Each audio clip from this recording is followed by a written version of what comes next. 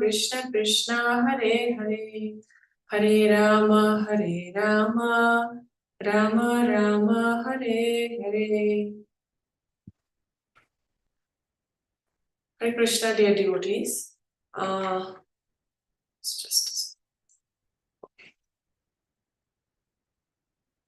Krishna, dear devotees. Thank you for joining our morning glorification of Srīmad Bhāgavatam. Before we start on our discussion for verse today, just a little bit of a context. So this was during the time of Srila Prabhupada, and while he was in the US, around 1960, there was a very popular poet named Allen Ginsberg, was very popular in USA, and he happened to met Srila Prabhupada in few occasions and actually helped ISKCON in the earlier year in USA in different capacities. So one day that Mr. Allen Ginsberg, he actually dropped to the little Harekrishna temple which Prabhupada has established in the beginning days of USA at the storefront of Newark, Lower East Side.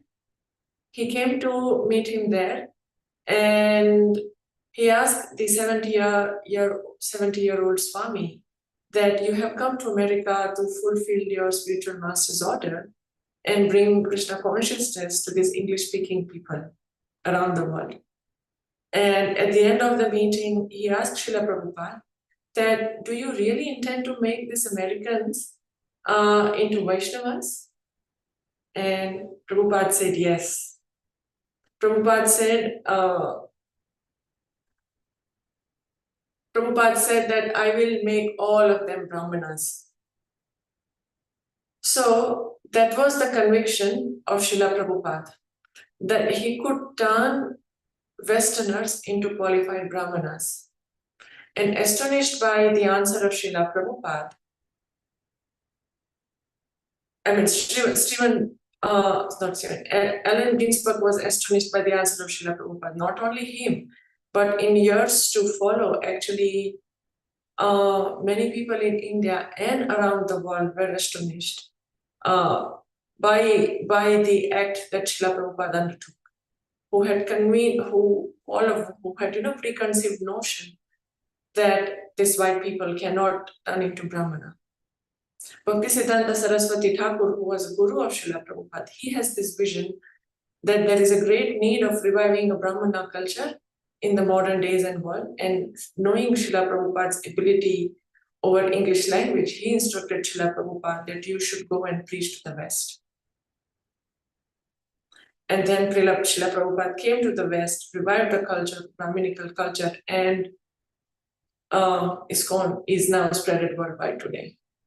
So the need of Vedas, need of Vedic culture, and need of Brahmanas in the society is the theme of our verse today. So with that understanding, let's beginning our study today. We are reading from Canto 1, the creation, chapter 12, the birth of Emperor Parīkṣit, and we are up to verse 29. Om Namo Bhagavate Vasudevaya. Om Namo Bhagavate Vasudevaya. Om Namo Bhagavate Vasudevaya. Narayana Namaskrityam Naram Chaiva Narottamam Narayanam Namaskrityam Naram Chaiva Narottamam Devim Saraswatim Vyasam Tato Jayamudire Nashtaprayeshu Bhadreshu Nityam Bhagavata Sevaya Bhagavatam Uttama Shloke Bhaktir Bhavati Naishtiki.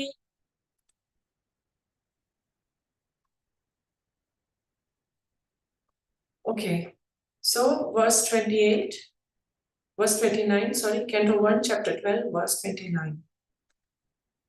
Iti ragna upadishya vipra jataka kovida labdva pachittaya sarve prati jagmu swakan gruhan.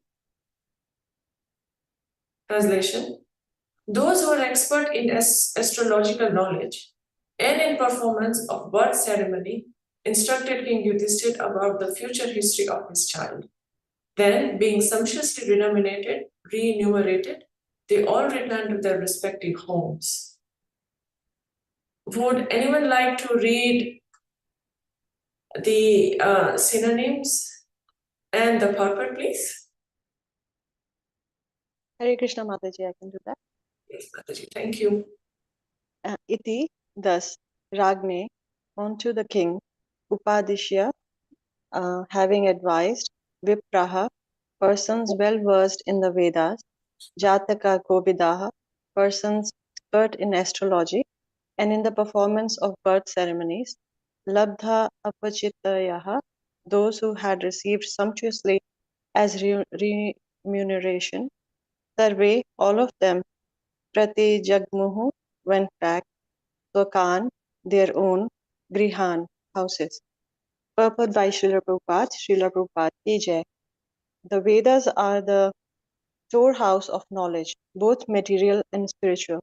But such knowledge aims at perfection of self-realization. In other words, the Vedas are the guides for the civilized man in every respect. Since human life is the opportunity to get free from all material miseries, it is properly guided by the knowledge of the Vedas in the matters of both material needs and spiritual salvation. The specific intelligent class of men who were devoted particularly to the knowledge of the Vedas were called the Vipras, or the graduates of the Vedic knowledge. There are different branches of knowledge in the Vedas, of which astrology and pathology are two important branches necessary for the common man. So the intelligent men, generally known as the Brahmanas, took up all the different branches of Vedic knowledge to guide society. Even the department of military education, Dhanurveda, was also taken up by such intelligent men, and the Vipras were also teachers of this section of the knowledge, as were Dronacharya, Kripacharya, etc. The word Vipra mentioned herein is significant. There is a little difference between the Vipras and the Brahmanas. The Vipras are those who are expert in karmakand, or fruitive activities, guiding the society towards fulfilling the material necessities of life, whereas the Brahmanas are expert in spiritual knowledge of transcendence. This department of knowledge is called Jnanakand, and above this there is the Upasana Kand. The culmination of Upasana Kand is the devotional service of Lord Vishnu. And when Brahmanas achieve perfection, they are called Vaishnavas. Vishnu worship is the highest of the modes of worship. Elevated Brahmanas are Vaishnavas engaged in the transcendental loving service of the Lord. And thus, Srimad Bhagavatam, which is the science of devotional service, is very dear to the Vaishnavas. And as explained in the beginning of the Srimad Bhagavatam, it is the mature fruit of Vedic knowledge and is superior subject matter above the three kandas, namely Karmakand, Jnanakand, and Upasanakand. Amongst the Karmakand experts, the Jataka expert Vipras were good astrologers who could tell all the future history of a born child simply by the astral calculation of the time, Lagna.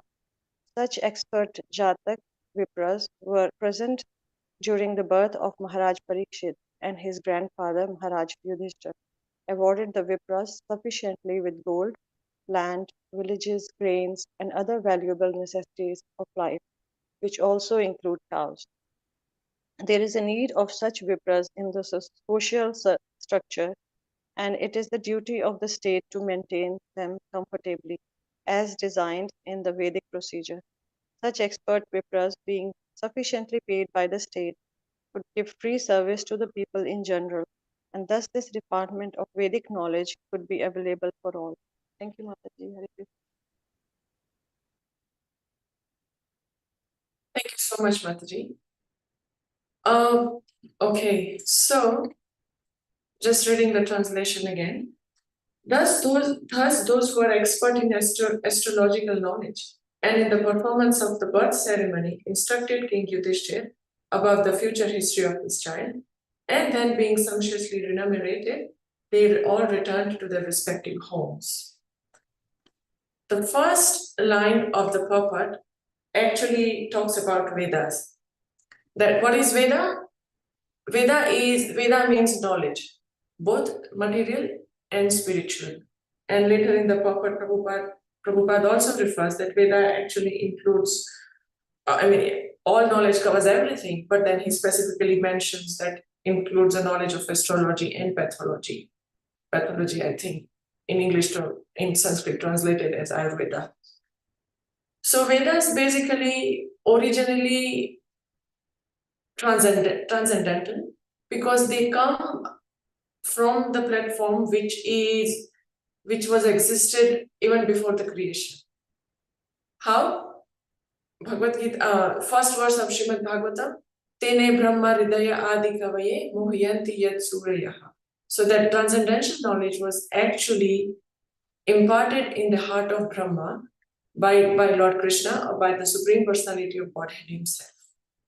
And then Brahma distributed both the material and the spiritual knowledge into and then actually then that knowledge initially was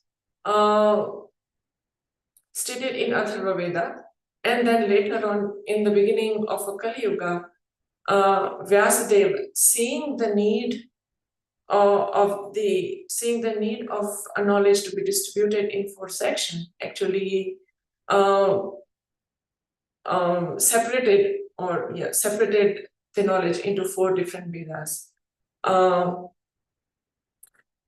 Vedas we all know: Rig Veda, Yajur Veda, Atharva Veda, and Samaveda. Rig Veda mainly covers the topic of demigods and the prayers and Gayatri mantras.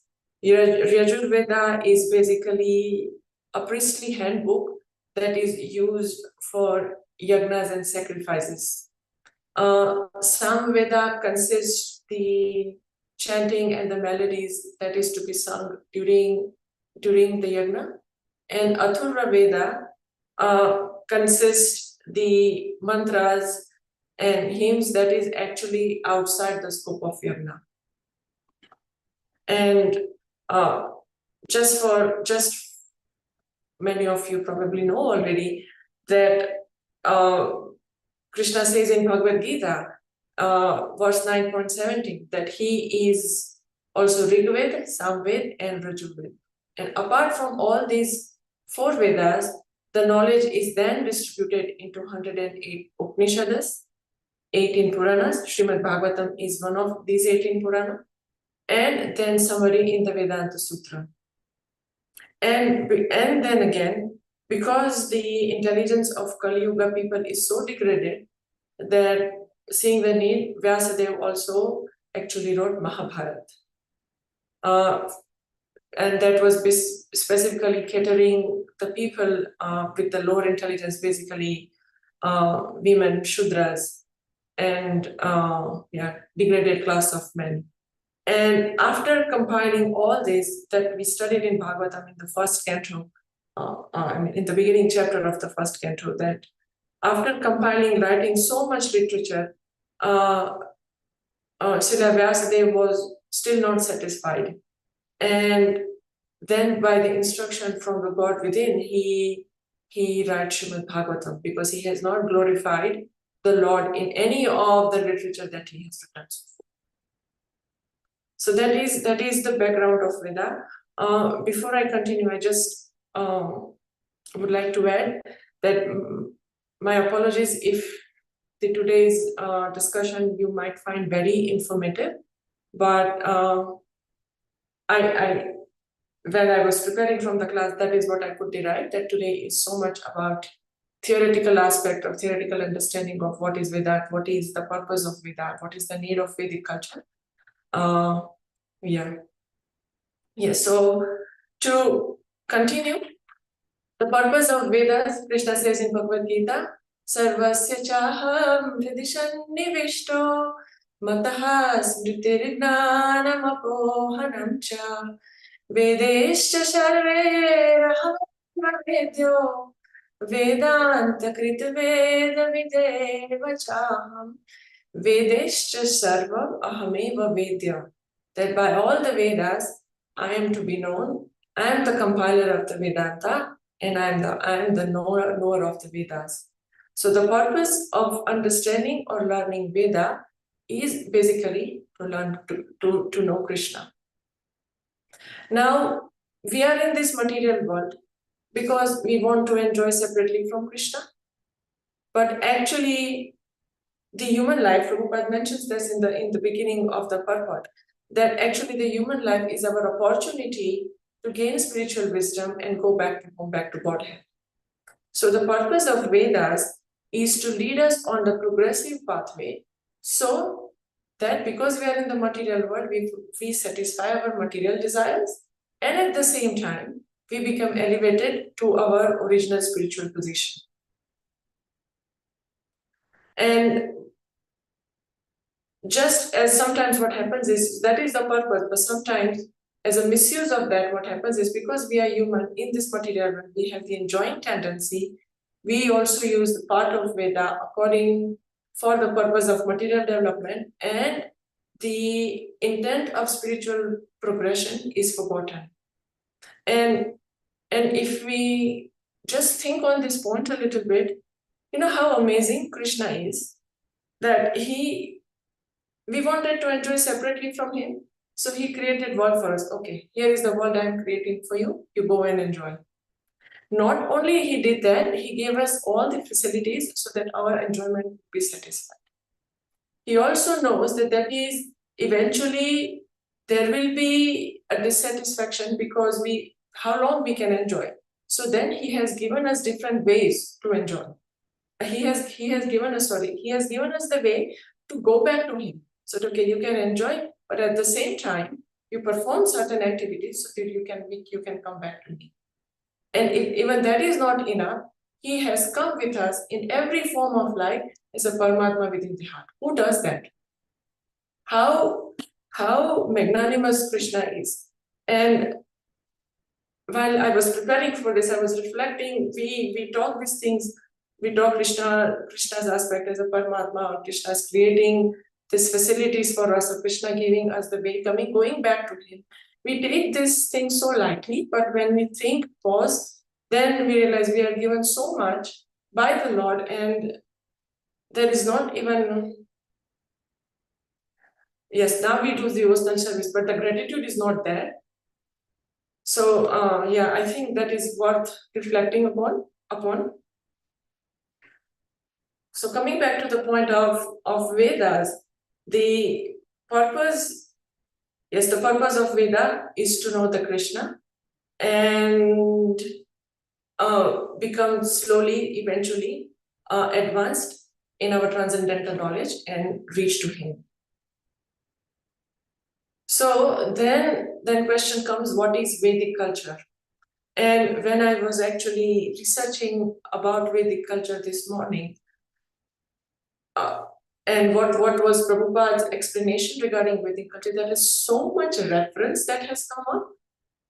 And that itself shows that how important it is for Srila Prabhupada to establish the Vedic culture, and how much emphasis that he has put on us bringing our consciousness to the Brahminical level.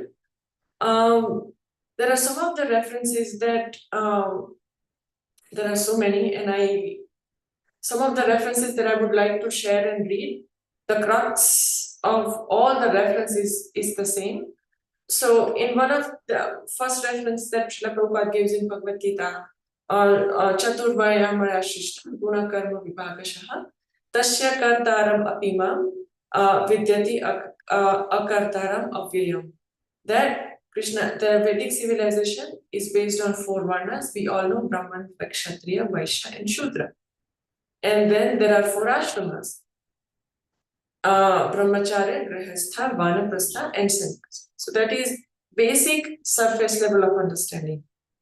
And then in the purport of that verse, Srila Prabhupada says that according to one's education or guna, one's activity, they are categorized according to into the varnas, not by birth. And we discussed that in our, I think, earlier class also, I think last Friday, that one is either Brahman, Kshatriya, Vaishya, Shudra is according to their tendency or their guna, their work, their working abilities, not according to the birth.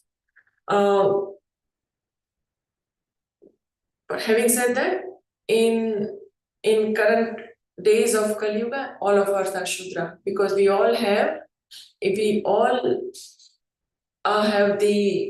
degraded tendency, we all have the material tendency to enjoy, and there is very little that we do for progressing. There is very little that we have.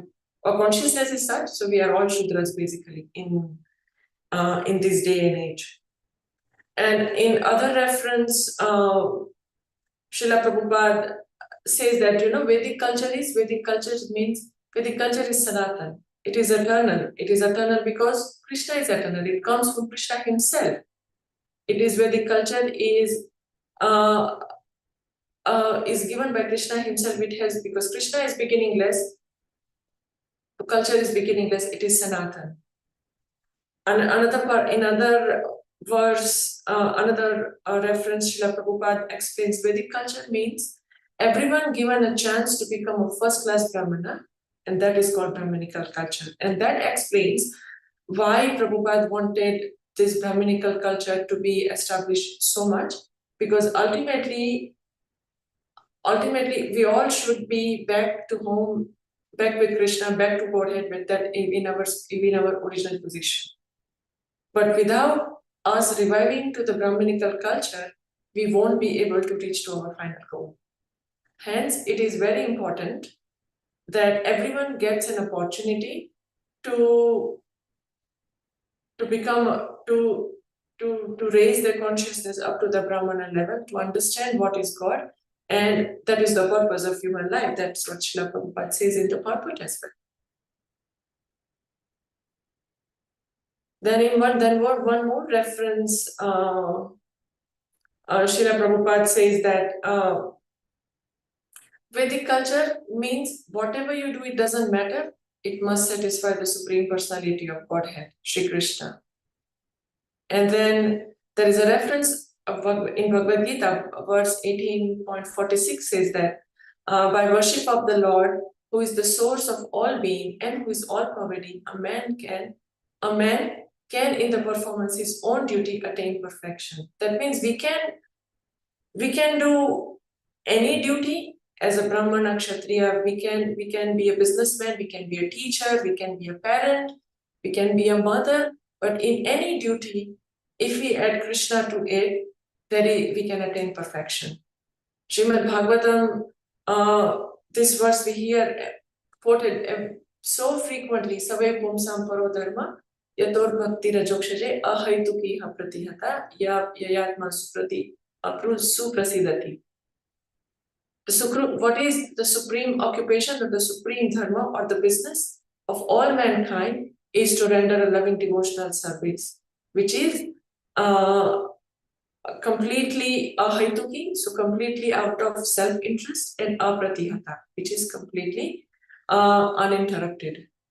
So there are so many references that we find from scriptures which talks about what is Vedic culture, why there is a Vedic culture, and the ultimate aim is to render a loving devotional service to the God, and that is the way to reach to back to home, back to Godhead. Then in the Parvat, Prabhupada talks about kandas. So in Vedas there are three kandas, kanda mentions. Karma kanda, as the name explains itself, that karma kanda means that we adjust our material. So basically, it is to do with our activities. So we adjust our material activities and material happiness, and activities undertaken for that purpose is called karma kanda. Jnana kanda means knowledge, means philosophy. And then Prabhupada also mentions in the verse about Upasana kanda. Upasana kanda means to worship the Supreme Lord or the demigods of different types. And but we have to remember here one thing, that demigods are also living entities like us, but they are powerful because the Krishna has given them some administrative authority. And so the worship of different demigods is mentioned in Upasana kanda. And above Upasana kanda comes devotional service of bhakti. That is the highest stage. And we undertake any activity that is for the pleasure of the Lord. It is called bhakti. As Srila Rupa Goswami gives the definition in Bhakti Rasamrita Sindhu, Anya Vilasnata Shunyam, Gnana, Karma, Adi Anavritam. So it is devoid of Gnana and Karma. Anukulyena Krishnano Shilanam Bhakti Ruchite. That is favorable to Krishna. That is the highest bhakti. And Bhagavatam specifically emphasize on pure devotional service. Then in the purport, Prabhupada describes about the categories of Brahmana. There are 3 categories that Prabhupada mentions: Vipra, Brahmana, and Vaishnava. So Vipra means also Brahmana, but what they basically means that they are very expert in guiding the society in fulfilling the needs, basically material needs. So comes to karma kanda. Then Prabhupada talks about Brahmana. So Brahmana are very expert in a transcendental knowledge, karma kanda. Gnana kanda. So giving philosophical knowledge to the people or general society. And then there are Vaishnavas. Vaishnavas is the perfected or perfectional stage of Brahmana because they perform bhakti. And as we just discussed, that bhakti is the highest stage of activity, because there is no selfish motive in that. It is purely for the pleasure of the Lord.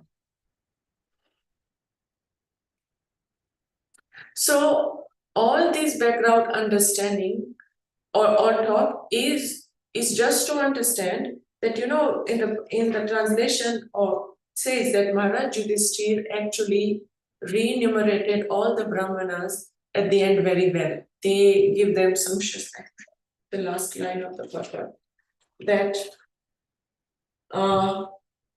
Last paragraph of the purport. Maharaj Yudhishthira awarded this Vipra sufficiently with gold, land, villages, grains, and other valuable necessities of life, which include cows.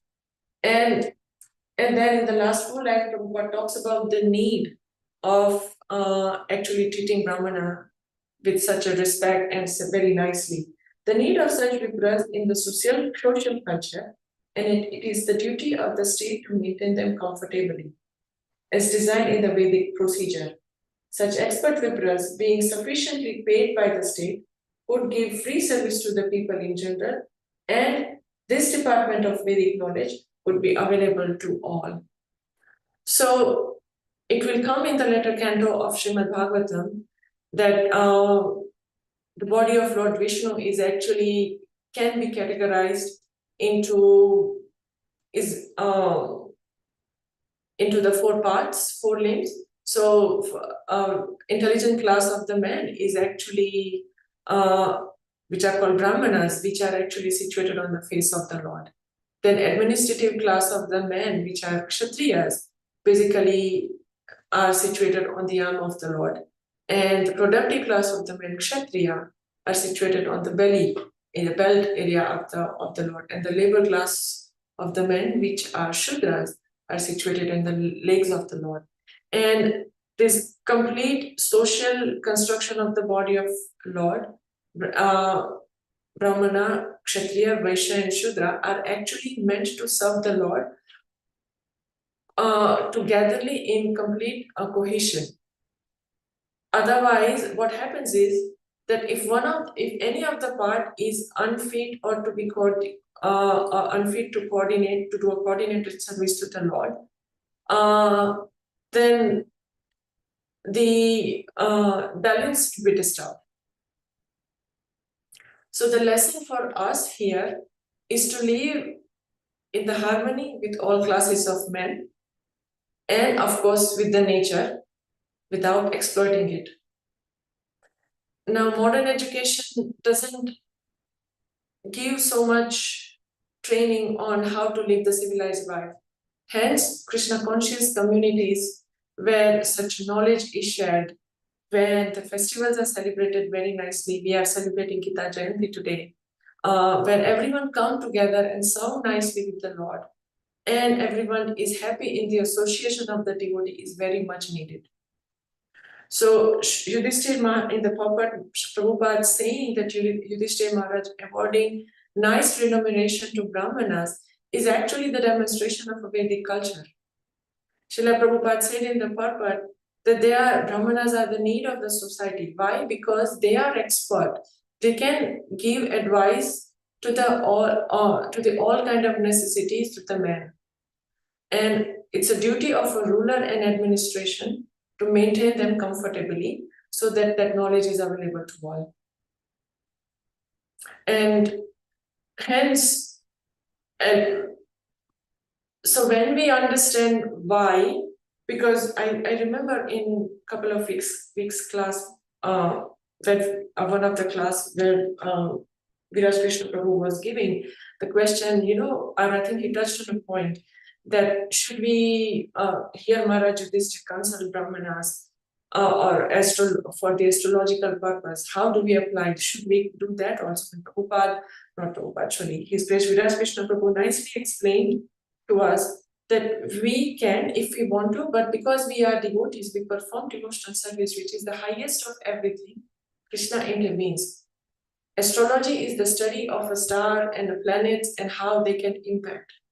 But Krishna being the supreme or higher authority of all of them, when Krishna intervenes, the reading can change, basically. So, sorry, I'm 4 minutes over.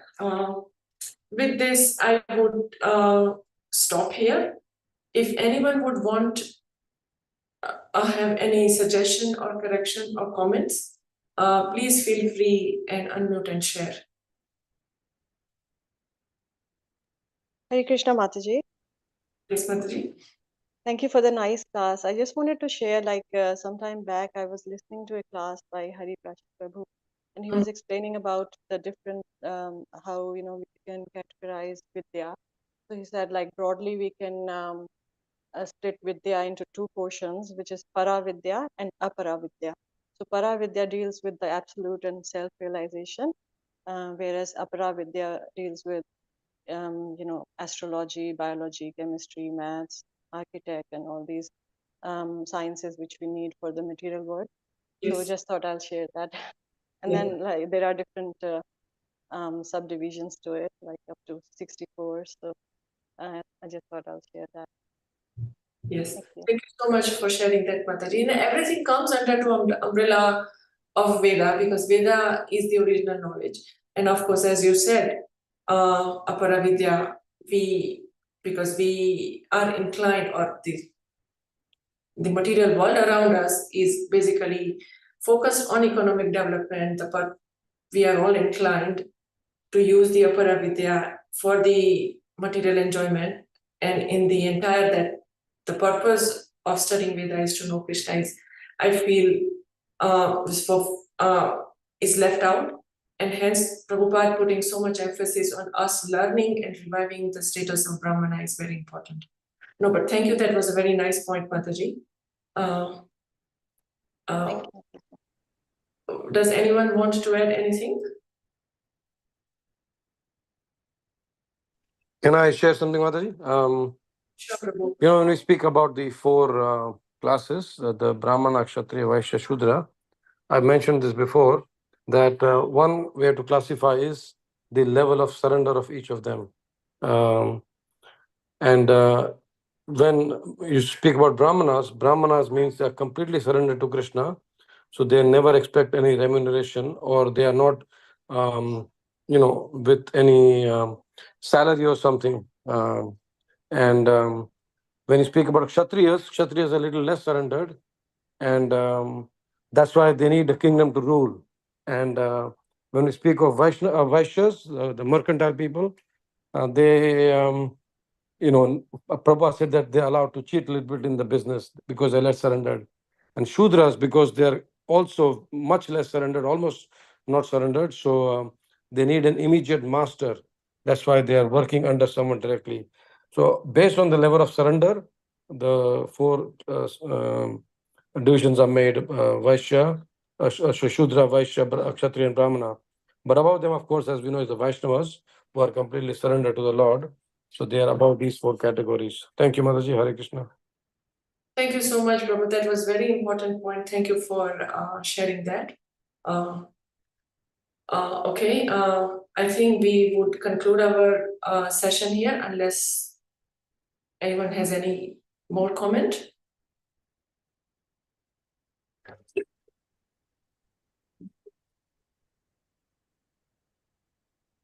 Okay, thank you for all. We are hoping to see you all in our very sublime festival Gita Jayanti, starting from 1:30 at harekrishnatemple.bank. Granth srimadbhagavatam ki jai, Srila Prabhupada ki jai. May you all have very nice Krishna consciousness. Hare Krishna, thank you. Hare Krishna.